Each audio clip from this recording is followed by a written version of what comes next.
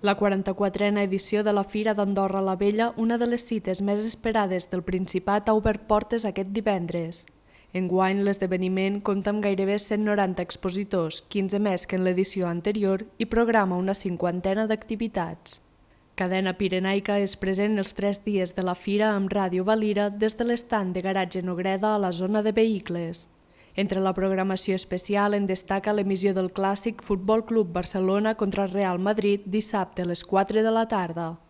Diumenge s'emetrà el partit setmanal de la Federació Andorrana de Futbol a 1:15 i quan faltin 10 minuts per les 5 de la tarda es farà la transmissió del Morabanc contra Baskònia.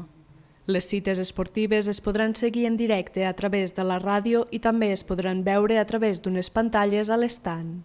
Avui ha estat el primer dia de Cadena Pirenaica, Ràdio Valira, Pirineus Televisió, i ha estat un dia on la tele i la ràdio és més viva que mai en fer propostes comunicatives, entrevistar gent del país, en aquest cas d'Andorra sobretot, no exclusivament, i ens ho passem molt bé, perquè són feines que tu saps perfectament que ens surt de l'ànima, de les venes, del cor.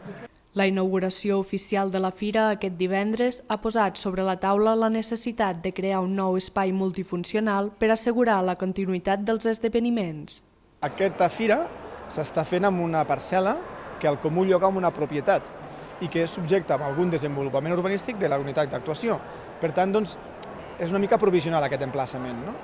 I això fa que ens haguem d'anticipar, la part política ens haguem d'anticipar per trobar un lloc. Vam estar treballant durant la legislatura passada en un projecte conjunt amb el Comú d'Andorra la Vella que es podria encabir a l'estadi comunal, que evidentment requereix tota una sèrie de modificacions urbanístiques i que es materialitzin una sèrie de sessions. S'espera que fins diumenge passin per la Fira d'Andorra la Vella unes 70.000 persones.